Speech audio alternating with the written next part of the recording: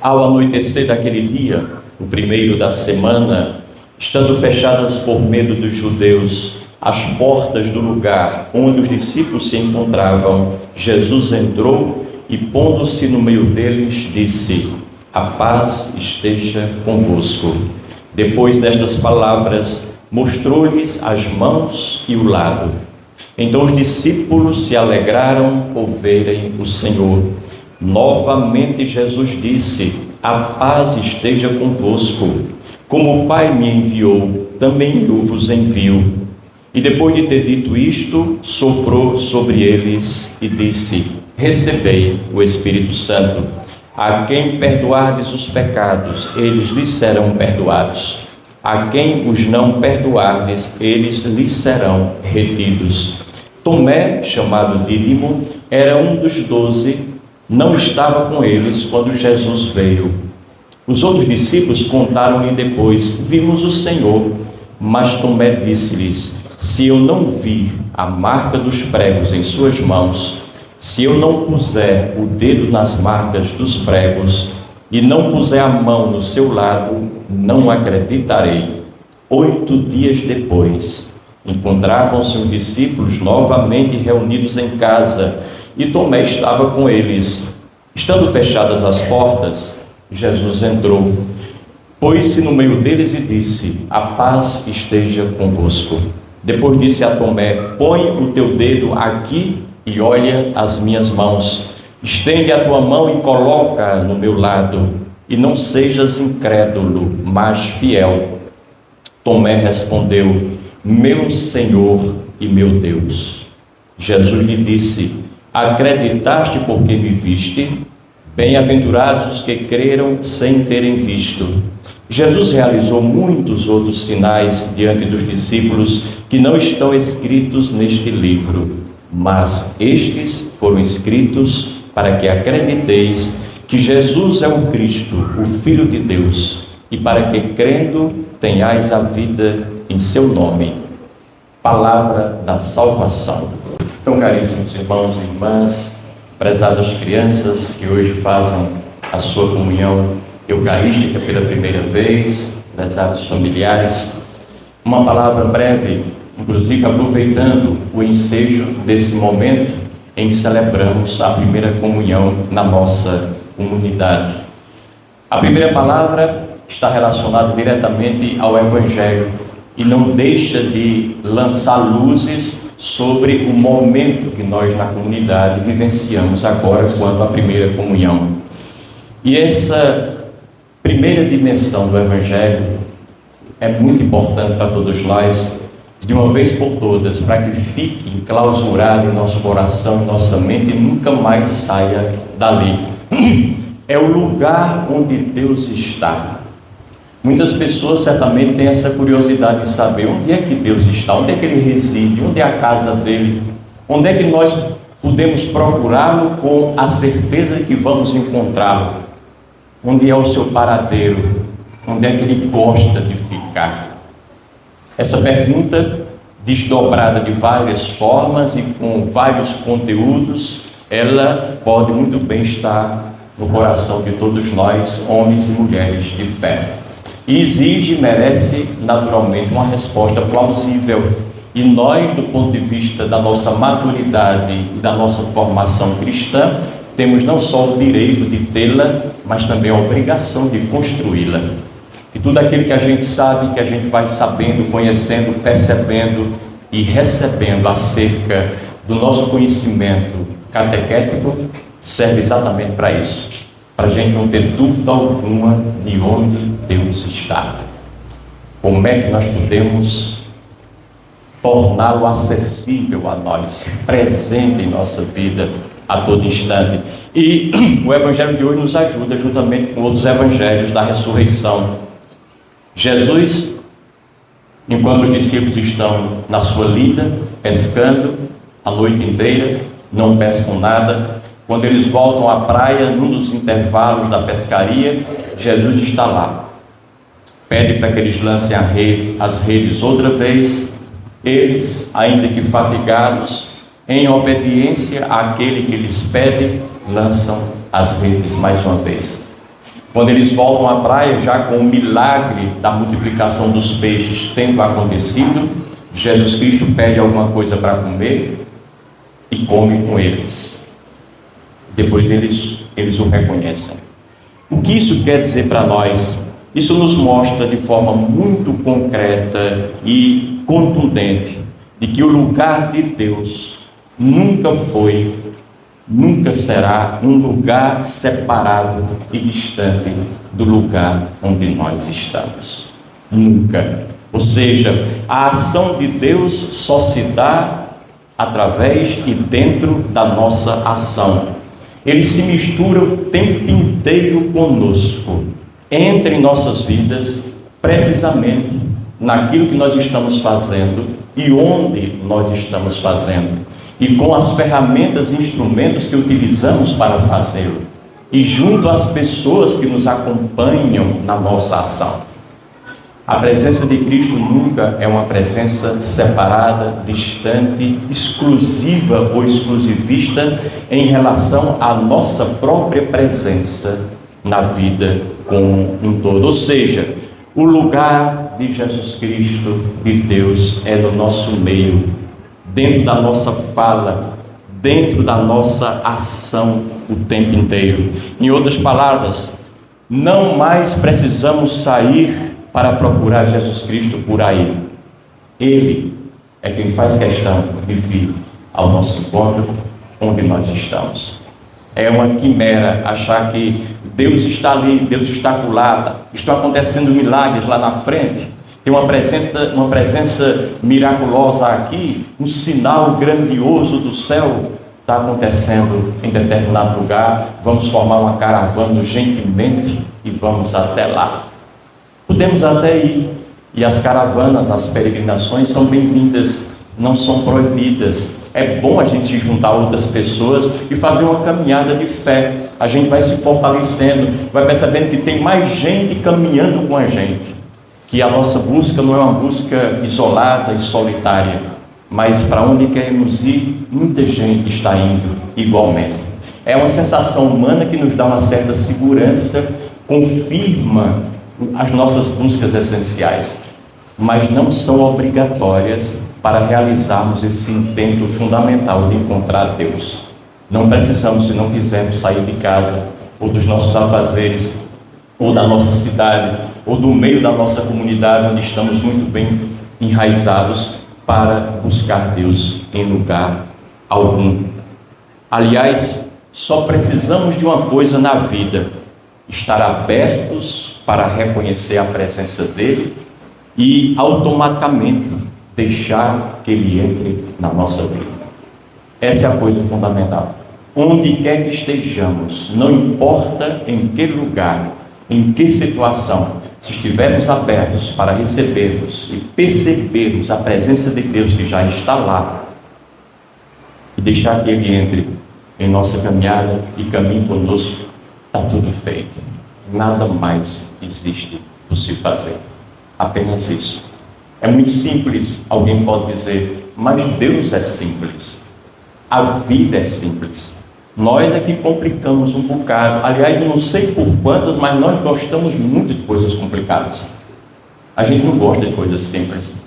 Isso se vê em todos os setores. Às vezes uma pessoa vai ao médico, e quando o médico ausculta, tem ali uma consulta até boa, razoável, em termos de tempo, e diz que a pessoa não tem nada, ela não gosta de ouvir que não tem nada, porque ela quer a complicação da doença. Não valeu, gastei meu dinheiro à toa, porque ela esperava ter um câncer, para poder valorizar a consulta. A vida é simples, e é preciso que a gente não coloque complicação naquilo que não é complicado originalmente, essencialmente, intencionalmente. A intenção de origem é simplificar. Tudo aquilo que é complicado demais exige de nós uma interrogação. Será se é por aí que eu vou? Porque as coisas tendem à simplificação. Não é o simplismo, mas a simplificação. Isso é muito importante. Aliás, a palavra simples significa sem dobras ao pé da letra. Uma coisa que tem muita curva, muita dobra é complicada. Uma coisa simples é uma linha reta. Tem algumas insinuações, mas Em geral, todo mundo pode caminhar por ela, sabendo que vai chegar bem aonde deseja chegar. Então, voltando ao que dizíamos agora, não há nenhum lugar para onde ir, porque tudo está aqui. Deus está aqui. A gente pode até ir, mas não porque vai encontrar Deus lá mais do que Ele está aqui. Não, a gente vai para todos os lugares sabendo que no lugar onde a gente chega, por mais longínquo que seja, pode perceber Deus e encontrá-lo lá, mas nem por isso, no lugar de onde a gente partiu, Deus deixou de estar. Está lá para onde fomos, está lá de onde partimos. Essa consciência ela é revolucionária, porque senão a gente fica compartimentando a presença de Deus. E nós temos uma mente muito própria e tendenciosa ao compartilhamento das coisas. Não dá para compartilhar tudo, não dá para compartimentar tudo, não dá para fragmentar tudo. Tudo é muito único, é muito uno, é muito junto, é muito misturado. E a gente precisa estabelecer essas coisas em nós. Lembro-me daquele cântico que vocês todos conhecem, de Padre Zezinho, que foi, como todos os cantos dele, muito inspirado. Quando ele dizia: quando Jesus passar, eu quero estar no meu lugar. Eu passei tempos para entender isso. Quando Jesus passar, eu quero estar no lugar onde ele vai passar. Não é mais lógico? Se ele vai passar lá na Praça da Sé, eu corro para lá. Se ele vai estar no Juazeiro ou em Mauriti, é para lá que eu vou, porque é lá que ele vai passar. Mas Padre Zezinho encontraria essa lógica que nós esperamos na continuidade da letra da música. Quando Jesus passar, eu quero estar no meu lugar, porque Jesus está no lugar onde eu estou. Simples assim. O lugar de Deus é onde eu estou. Ele não quer estar em nenhum outro lugar fora da minha presença e do lugar onde nesse exato momento eu me faço presente. Na verdade, muitas vezes a gente encontra uma pessoa que diz, quando vem confessar comigo: padre, eu vim aqui, estou voltando para a igreja porque eu estou tão afastado de Deus, padre. Nesses últimos tempos, eu estou tão afastado de Deus. A vontade que eu tenho é de perguntar assim, mais ou menos quantos quilômetros? Você acha que com quantos quilômetros você se afasta de Deus e Deus se afasta do raio da sua visão, da sua presença? Não dá para quantificar. Por acaso, uma pessoa que está na cobertura de um prédio de 50 andares, ele está mais perto do sol do que alguém que está andando pela rua na frente desse mesmo prédio? Não. O sol queima lá em cima, do mesmo jeito que queima lá embaixo. Não dá para a gente dizer nunca que está afastado de Deus, porque essa é uma ilusão de ótica, é uma falsa percepção da gente e de Deus, da realidade como um todo. Não dá, ninguém consegue afastar-se de Deus. Nada do que você faça, por mais estranho que pareça, a nível de pecado, de incongruência, de contradição, pode afastar você de Deus que está em você, está com você, que nasceu dentro de você. No Antigo Testamento tem o profeta Isaías que diz assim: antes que te formasses dentro do ventre de tua mãe, antes que tu nascesses, eu te conheci, eu te consagrei. Antes do nosso nascimento, Deus já está lá dentro da gente. Deus chegou primeiro de qualquer coisa, primeiro do que o nosso pecado, nossos erros, nossas dificuldades, nossos problemas, aquilo que atrapalha e trava a nossa vida, não importa o que, Deus já está lá. Chegou uma doença que a gente não esperava que chegasse, nos levou para o hospital, nos colocou numa mesa de cirurgia, depois nos fez ficar na UTI por vários e longos dias sozinhos. Mas não nos esqueçamos de que quando a doença chegou, já encontrou Deus dentro da gente. Nunca estamos só na nossa dor, nunca estamos só na nossa solidão, nunca estamos só no nosso pecado. Deus está ali conosco como substrato essencial, fundamental e imprescindível para nos alavancar, para nos jogar para frente.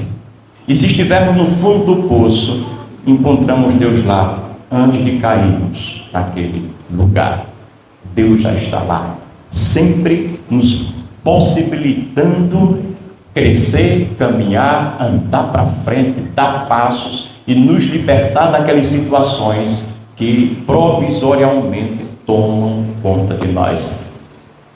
E é sempre bom a gente distinguir circunstância de realidade. Por pior que seja a circunstância onde você está metido, a realidade é muito mais ampla. E é preciso olhar para a realidade, porque a realidade contém Deus. E Deus é infinitamente grande. E esse Deus grande está dentro da pequenez que sou eu, da pequenez que é você. E nos torna grandes exatamente pela presença dele em nós.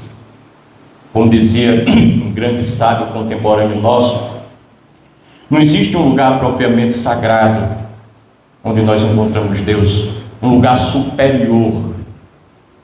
O que existe é uma forma sagrada, uma forma concentrada, uma forma atenta e diligente da gente pisar em todos os lugares. Por onde eu passo, e passo com essa abertura de espírito, e passo querendo passar bem, eu tenho a certeza que Deus está comigo, porque quem faz a diferença é o ser humano, não são as coisas. O mundo é exatamente como é, não vai mudar muito não, lá fora, mas eu posso ter uma visão diferente, uma concepção, uma interpretação distinta das coisas do mundo, e essa minha visão forte, de dentro para fora, muda o mundo. E é nessa perspectiva que Gandhi sempre dizia: seja você mesmo a mudança que você quer ver no mundo. Somos nós que temos que imprimir essa mudança. Não esperemos um milagre de fora para dentro. Não esperemos que nasça um salvador da pátria e diga: agora sim, sua vida vai para frente. Pode ser que nós esperemos a vida inteira e nunca surja absolutamente nada, nem ninguém. É você que tem que fazer. E você faz porque sabe que o Deus em quem você espera, o Deus que você acha que vai encontrar lá na frente, já está com você, nunca saiu de você, nunca lhe deixou. É isso que a gente faz, e as crianças vão fazer hoje na primeira comunhão. Quando a gente recebe o Cristo Eucarístico na hóstia consagrada, coloca dentro da gente, é Deus dizendo onde é que Ele quer estar. Ele quer estar dentro de você. Então, assuma o conteúdo grandioso e a responsabilidade da sua comunhão. Na hora que eu comungo, corpo e sangue de Cristo se misturam com o meu corpo e com o meu sangue. Ele entra na minha vida, entra na minha fala, entra nas minhas ações, entra nos meus pensamentos. E quando eu me desvirtuo, eu penso: agora Deus se afastou de mim, porque eu cometi uma coisinha aqui, eu tive um mau pensamento acolá, eu disse uma palavra impensada para fulano e magoei, agora eu estou afastado de Deus completamente e Ele de mim. Ilusão sua, Ele continua lá. Eu acho tão engraçado isso, porque às vezes nós olhamos para o universo e o universo está numa harmonia maravilhosa. Milhões de galáxias que a gente nem imagina que existem por aí. Nem os cientistas mais apurados na sua pesquisa conhecem. Milhões de planetas. A Terra é só um deles. Está tudo em harmonia. O Sol nasceu hoje no horário dele, tranquilinho para o mundo inteiro. A Lua está por ali quando for a noite, quando o Sol, ela começa a brilhar no horário dela. Está tudo em harmonia. O mundo inteiro está bem. Aí basta um pensamentozinho diferente na sua cabeça e estragou o mundo todo. Você não está com essa bola toda, né? Vai estragar o mundo inteiro com o seu pensamento, para tirar Deus dessa harmonia todinha e agora modificar a presença dele, o humor dele, porque você teve um pensamento estragado. Você impensadamente reagindo com raiva em algum momento, disse uma palavra que não deveria dizer, que você deu a rabisaca para alguém. É muito importante a gente perceber que nós perdemos a visão da totalidade. A perspectiva do todo desapareceu. Agora eu, com as minhas individualidadezinhas, isso é que importa. As coisinhas pequenininhas que eu faço viram coisas extraordinariamente grande, e eu posso mudar para o mal, derrotar, frustrar Deus, ferir o coração de Deus mortalmente por conta de um pecado meu. Aí eu me afasto de Deus, achando que Deus está afastado de mim. Não, Deus continua comigo.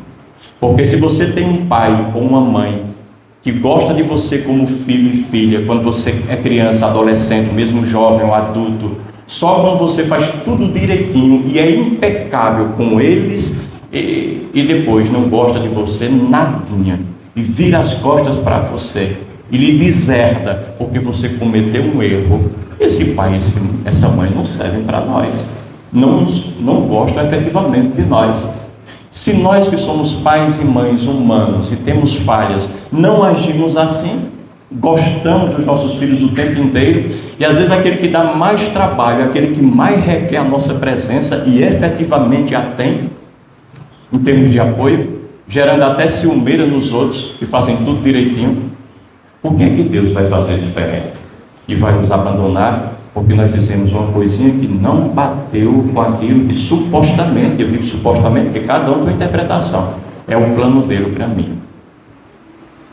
Tenhamos tranquilidade, vivamos com tranquilidade, sejamos serenos, não engrandeçamos as coisas para além do tamanho que elas têm, mas também não diminuamos nada para além do tamanho que elas têm.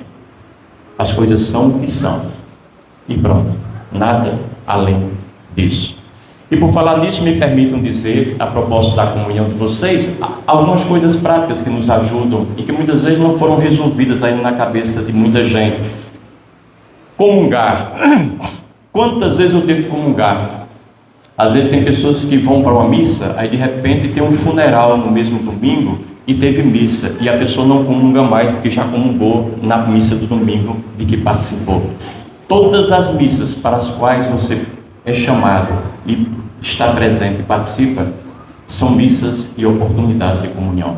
Você pode comungar em todas as missas de que participa, sem nenhum problema. Depois, essa hóstia grande que o padre usa, muita gente diz, a hóstia do padre é bem grandona, a nossa é pequenininha. Por que o padre é mais importante? Não, é o mesmo material. Jesus Cristo está presente num fragmentozinho bem pequeno, está presente na hóstia, na partícula que vocês recebem, está presente na hóstia grande. E por que a hóstia é grande? Para vocês verem melhor, porque numa igreja com muita gente e grande, se eu apresento a hóstia pequenininha, muita gente não sabe nem o que o padre tem na mão. Então é para visualizar melhor, é só um recurso pedagógico, nada acrescenta ao valor extraordinário da Eucaristia. Comungar na mão ou na boca? Na mão ou na boca, contanto que a gente o faça de uma maneira ou de outra, de forma digna. Eu, pessoalmente, se alguém me perguntar, eu preferia sempre dar a comunhão na mão. E por uma razão muito simples, porque é mais higiênico. Às vezes, quando a gente está na boca, tem pessoas que literalmente pegam na mão da gente, né? Sem querer, claro, porque não querem perder a hóstia em nada, e aí fica algum fragmento de saliva na mão do ministro, do sacerdote ou do ministro que está ali dando a comunhão. E a gente não pode estar lavando a mão de pessoa a pessoa, naturalmente, nem passando álcool. Então é mais higiênico e conveniente que a gente receba a hóstia na mão, excepcionalmente na boca. Mas quem escolheu recebê-la na boca não está errado. Pode fazê-lo e é um direito que lhe assiste plenamente. O sacerdote, mesmo que não queira, não goste, prefira outra forma, ele é chamado a dar-lhe igualmente. Isso não é nenhum problema. Depois, tem que ter jejum antes da Eucaristia, para comungar. Antes tinha, muito antes, eram 24 horas, depois passou para 12 horas de jejum, sem comer nada para ir para a missa e receber a comunhão. Depois passou para 2 horas antes da missa. Depois passou para 1 hora, que é o que vigora hoje. 1 hora é o tempo que começa a missa, você sai de casa, começa a missa e chega a hora da comunhão. Ou seja, não há mais necessidade de jejum algum, porque você já está nesse períodozinho que lhe separa entre a sua última alimentação e a própria hora da Eucaristia. Fragmentos podem ficar na mão. Quando a gente pede para vocês colocarem uma mão por sobre a outra, Não é só uma questão para ficar bonitinho, organizado, não. É porque antigamente, aqueles que têm a minha idade e um pouco mais, sabem que tinha sempre um coroinha ali, um acólito. Na hora que o padre ia dar a comunhão, era sempre na boca, colocava aquela patena que ia da mão do padre, levando a hóstia até a boca da pessoa que recebia, para não cair nenhum fragmento. Porque às vezes a hóstia, na hora que ela é partida, confeccionada, fica um fragmentozinho ali preso a ela. Como Jesus Cristo está em todo o fragmento, não só no fragmento, na partícula maior, é esse cuidado. Acabou o uso da patena, mas quem é que faz às vezes da patena? É a sua mão. Por isso que é bom em tua mão. E aí quando o padre coloca, você sempre olhe para a sua mão. Se tiver algum fragmentozinho, não custa nada pegá-lo e levá-lo à sua boca. É essa a finalidade de comungar na mão, assim como a igreja pede. Tem pessoas que fazem, não sabem nada disso. Quando o padre dá a comunhão na mão e ele percebe que é alguma coisa, é exatamente o contrário, tudo que a gente não queria, é livrar-se do fragmento. Ali não é sujeira, é um fragmentozinho daquela comunhão máxima que você recebeu, porque Deus também está nesse fragmento. Confissão antes de comungar. Tem muita gente que compreende errado o que é confissão. Nós padres também às vezes não dizemos suficientemente. E essa catequese é muito faltosa, é muito limitada e às vezes quando acontece ela é parcial, outras vezes é tendenciosa. Cada um diz aquilo que lhe convém, conforme o modelo de igreja que subsiste na sua cabeça e que ele aplica na sua vida prática e no trabalho onde faz, na igreja que dirige. Eu digo para vocês uma coisa importante: não podemos vincular obrigatoriamente confissão à comunhão. A comunhão é ordinária. Todas as vezes que eu vier para a missa, eu preciso comungar. Eu já estou na fila comungando. E alguém diz, não, mas eu tenho aqueles pecados, ontem eu pensei umas coisas, não eram muito boas e tal. Para que é que existe o ato penitencial no começo da missa? É para que cada um tome consciência dos seus pecados chamados veniais, que são dignos de vênias, de perdão, de misericórdia, e já se refaça deles e possa estar dignamente pronto para receber a comunhão na hora da comunhão, passando pelas leituras, pelo Evangelho, pelas instruções e assim por diante. Não vamos colocar uma coisa diante da outra como uma obrigação para que a outra possa acontecer. Eu costumo dizer que comunhão é para gente pecadora, não é para gente sem pecado. Porque os santos já estão em comunhão plena com Deus. Nós, pecadores, é que precisamos da força do sacramento da Eucaristia, alavancar a gente. Então, comungamos quando estamos bem e comungamos quando não estamos tão bem, para que, acreditando na força de Deus que nos vem pela Eucaristia, possamos ficar, possamos melhorar, possamos pegar nas ferramentas de que precisamos para fazer as alterações na nossa vida e dar um salto de qualidade na nossa alma. Não fiquemos tão presos a isso. Acreditemos no amor de Deus mais do que nos nossos pecados, porque se os nossos pecados tiverem mais força na nossa vida do que a misericórdia de Deus, nós não vamos a lugar nenhum.